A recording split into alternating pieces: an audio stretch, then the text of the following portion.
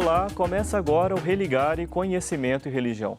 A comunidade católica, Canção Nova e as peregrinações pós-modernas. Qual a definição do espaço religioso carismático? No programa de hoje eu converso com o geógrafo e professor Jefferson Rodrigues de Oliveira. Ele é mestre em Geografia pela Universidade do Estado do Rio de Janeiro. Ele veio falar sobre a comunidade Canção Nova e as peregrinações pós-modernas. Seja bem-vindo, Jefferson, prazer recebê-lo aqui. Prazer, professor. Obrigado pela sua disponibilidade, né, em vir de São Paulo aqui para gravar com a gente. Toda a nossa equipe e eu, particularmente, nós ficamos envaidecidos com a sua Sim, com certeza é um prazer imenso poder estar aqui participando deste programa aqui com vocês. Você pode também nos acompanhar pelo canal Religare Conhecimento e Religião no YouTube.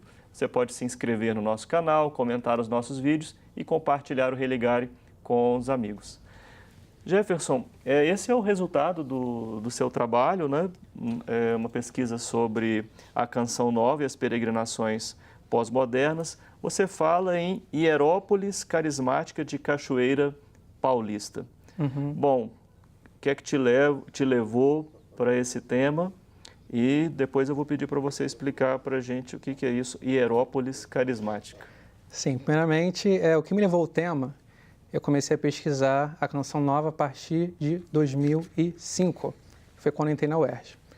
Primeiramente, eu tinha interesse em estudar geografia urbana, só que como católico, né, e participante, eu comecei a ir para a Canção Nova, conheci a comunidade e ficava abismado em ver como que uma cidade tão pequena, de apenas 33 mil habitantes, né, como Cachoeira Paulista, recebia em determinados acampamentos, na Canção Nova, 180 mil pessoas.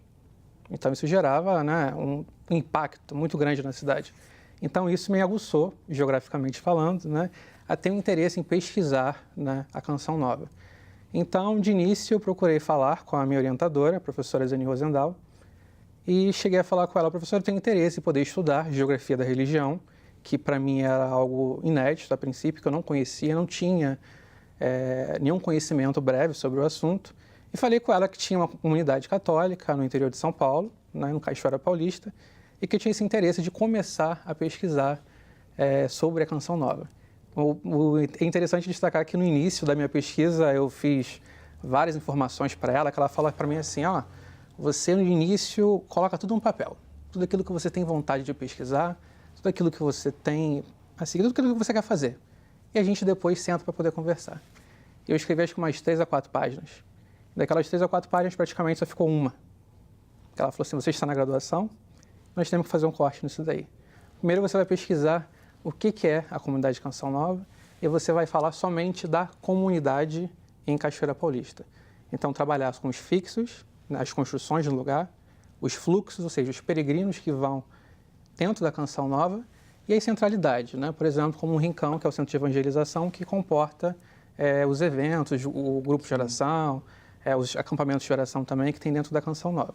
Então, foi isso a parte inicial da pesquisa. Sim, como é que é esse espaço de pesquisa sobre a religião na geografia? Então, a princípio, né, eu fiquei um pouco na dúvida de tentar entender como que a geografia estuda a religião. É interessante que no livro da professora Zeni, o livro Espaço e Religião, Abordagem Geográfica, ela fala que, aparentemente, geografia e religião são 2 temas, a princípio, que não teria nada a ver de ser estudado. Só como a gente pode entender, geografia e religião são 2 práticas sociais. A geografia no estudo do espaço e a religião como um fenômeno cultural ocorre espacialmente. Desde o momento que ela ocorre no espaço, ela tem um certo interesse ao geógrafo também estudar, principalmente a partir da geografia cultural pós-1980. Então, a geografia pós-1980, ela passa a ter interesse em estudar não apenas os bens materiais, o concreto, né? Sim. Mas o imaterial, o abstrato, o estudo da fé, da religião, da música. Então, nesse aspecto, que tem o interesse do geógrafo em poder estudar a religião, nesse aspecto. Você trouxe aqui vários exemplares da coleção Geografia Cultural, né, uma coleção publicada pela editora da Universidade do Estado do Rio de Janeiro, e que aborda essa temática, né? Geografia e religião. Um deles, Hierópolis, que é o termo que eu quero que você explique para nós, por favor. O sagrado e urbano, da professora Zeni Rosendahl, que é sua orientadora Então, na graduação, no mestrado e agora no seu doutorado, que está quase acabando, né? Temas e caminhos da geografia cultural, organizado pela professora Zeni, pelo Roberto Lobato Correia. Isso. Bom, você trouxe também Trilhas do Sagrado, organizado pela professora Zeni Rosendal, e sobre Carl Sauer, Roberto Lobato Correia e Zeni Rosendal são os organizadores. Bom, inclusive, aproveito aqui para dizer para o telespectador que esses livros vão fazer parte do sorteio, nós vamos sortear esses exemplares que o Jefferson trouxe aqui para nós no programa de hoje, inclusive 2 exemplares da sua pesquisa. Bom, para isso você vai poder participar escrevendo para o e-mail, que é religare@tvhorizonte.com.br.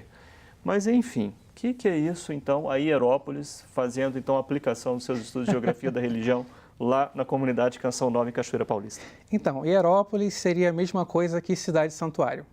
O que seria cidade-santuário? A gente podemos destacar Aparecida, por exemplo. Tanto Aparecida, Lourdes, Meca, são cidades-santuário, ou seja, são cidades cuja predominância do sagrado, essa função do sagrado, ela está acima das outras funções sociais, políticas e econômicas dessas cidades. Então, no caso de Cachoeira Paulista, quando eu comecei a fazer a pesquisa, eu verifiquei que a cidade ela teve 3 períodos históricos, econômicos, podemos dizer assim. O primeiro período foi o áureo do café, que o escoamento do café passava pela cidade de Cachoeira Paulista, né? Os grandes barões do café do Vale do Paraíba, e tinha também a estação de trem Dom Pedro II. Então, a cidade viveu um período econômico áureo, pujante, sendo que com a queda da Bolsa de 29 em Nova York, a decadência do café, né? Cachoeira Paulista entrou em declínio econômico, principalmente porque o processo de novos barões do café vieram surgir para o Oeste Paulista. Então, a produção do brasileira em São Paulo foi se expandindo para o Oeste Paulista. Aí, então, começo do século XX, nós estamos falando. Isso. Então, o que aconteceu? Cachoeira Paulista ela ficou num período de hiato econômico. Ela não conseguiu, assim como, por exemplo, Taubaté, São José dos Campos, a cidade de Lorena, Guaratinguetá, tem nenhuma outra viabilidade econômica que viesse sustentar a economia da cidade. Então, durante um bom tempo, ela foi conhecida como cidade morta, grande obra do Monteiro Lobato, né? Não só Cachoeira Paulista, como outras cidades também do Vale do Paraíba. Entendo. Então, apenas a partir da década de 80, com a chegada do grupo religioso no lugar, ou seja, quando o grupo social religioso da Canção Nova foi para Cachoeira Paulista, né, que eles conseguiram uma rádio e posteriormente o terreno, onde hoje é a sede da Canção Nova. Começa um outro momento. Começa então. outro momento. Por que eles escolheram Cachoeira Paulista? Essa é a grande pergunta que normalmente fazem para mim. Por que Cachoeira Paulista? Então, sempre perguntava para eles, não tem um porquê. Simplesmente porque eles conseguiram essa rádio lá. Em Cachoeira Paulista, eles compraram uma rádio não há que nenhum pertencia... contato? Não. Eles conseguiram essa rádio lá e, posteriormente, vieram conseguir adquirir um terreno na cidade. Então, a comunidade foi crescendo, foram começando a ter os primeiros acampamentos de oração em Cachoeira Paulista. E, em 2004, que foi o ápice da comunidade, que foi a inauguração do Centro de Evangelização, que é o Rincão Dom João Hipólito de Moraes, que tem capacidade para 100 mil pessoas. Então, você imagina o impacto que isso gerou para a cidade de Cachoeira Paulista, né? Então, o que acontece? A cidade hoje, dependendo do acampamento, ela pode receber de 10, 20, 30, 100 mil, 180 mil pessoas, que como um acampamento usando no Brasil, que é o acampamento de final de ano. Sim. Então... do ponto de vista econômico, a comunidade Canção Nova hoje é o que movimenta a cidade. Aí que está a resposta para Hierópolis. Se a gente puder avaliar, tanto a Aparecida hoje, ela depende economicamente dos peregrinos que vão à Aparecida, corretamente? Sim. Então, o peregrino ele age como agente modelador do espaço. A cidade depende economicamente desse peregrino que vai lá. Cachoeira Paulista, se a gente observar, os 3 setores econômicos, os de serviços, equivale a praticamente 95% da economia do município. Sim. O que seria esse setor de serviços? Os restaurantes, as pousadas, tudo aquilo que serve de suporte para o peregrino que vai à Canção Nova, em Cachoeira Paulista. Que peregrino é esse? Você traçou o perfil do peregrino que vai... Tracei, tanto que por isso que eu destaco como peregrinos pós-modernos, ou ao mesmo tempo peregrino carismático, ou peregrino renovado também. Porque ele tem uma prática diferenciada do catolicismo. A prática devocional dele é diferenciada de um catolicismo tradicional. É diferente do peregrino que vai para Aparecida? Justamente, por quê? Normalmente, o peregrino que vai a Aparecida, ele vai em busca do sagrado que está no lugar.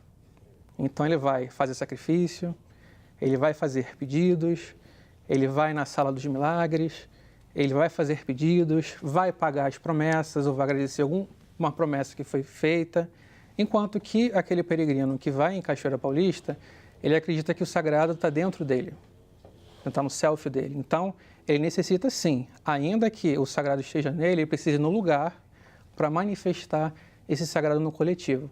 Mas, normalmente, você não vai ver esse católico que faz parte dessa peregrinação pós-moderna criar esses vínculos de fazer promessas, pagar promessas. Ele tem uma prática totalmente diferenciada porque ele estaria ligado ao movimento de renovação carismática. Então, é muito mais fácil que o peregrino que vai em Cachoeira Paulista ele possa ir também em Aparecida do que um peregrino, por exemplo, que vai em Aparecida vá à Canção Nova, por exemplo. Então, ele é pós-moderno basicamente por isso? Sim, pela prática devocional e por ele participar da renovação carismática. Sim, sim. Eu acho que seria interessante a gente traçar um perfil assim de como que a renovação carismática ela pode representar também um modo de espiritualidade de corte pós-moderno. Você avançaria nessa direção? Mas a gente só vai poder dar um sinalzinho porque eu vou ter que chamar um intervalo daqui a pouco. Sim, é bem interessante sim, inclusive isso faz parte daquilo que eu trabalho na minha tese de doutorado. Realmente a renovação carismática ela tem um perfil de movimento muito importante dentro da Igreja Católica, principalmente para enfrentar as novas nuances, né, que a sociedade hipermoderna tem enfrentado hoje. Então, se a Igreja não se modifica, não se transforma, ela acaba perdendo fiéis. Então, ela é pós-moderna, mas ela também, de certa forma, ela também tem um contexto, claro. A pós-modernidade. Ela precisa estar, inclusive nesse contexto da hipermodernidade, que é um dos termos que eu tenho trabalhado hoje no doutorado, porque a sociedade ela está muito hoje voltada para o seu eu, o individualismo. Bom, né? Melhor a gente continua conversar depois no próximo intervalo. No próximo bloco, então. Vou fazer um breve intervalo, voltamos daqui a pouco. Até já.